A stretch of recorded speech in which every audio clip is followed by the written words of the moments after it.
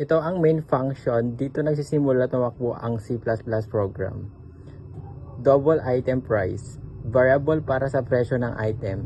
Double ang gamit dahil pwedeng may decimal 50.75.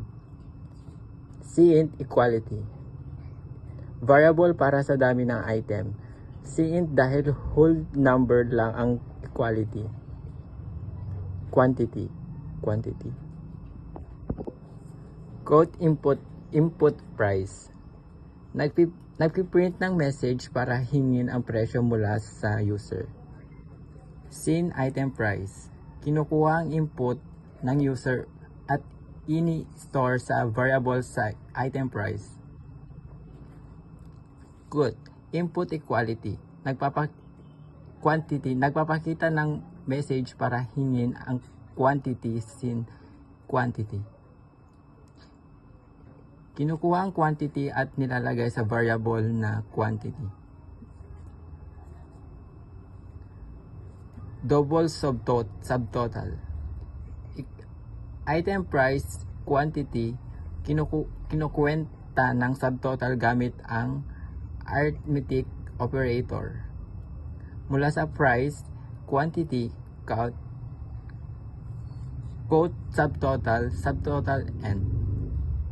Ipinapakita sa screen ng subtotal double, shipping cost, subtotal, 500, 0.00, 50.00. Gumagamit ng ternary operator, ibig sabihin, kapag subtotal, 500 free shipping 0.0. Kapag hindi shipping ay 50.00. Quote, shipping cost, and ipinapakita ang shipping cost, double discount rate. Nagde-declare ng variable para sa discount rate. Subtotal, 1,000.020. Kapag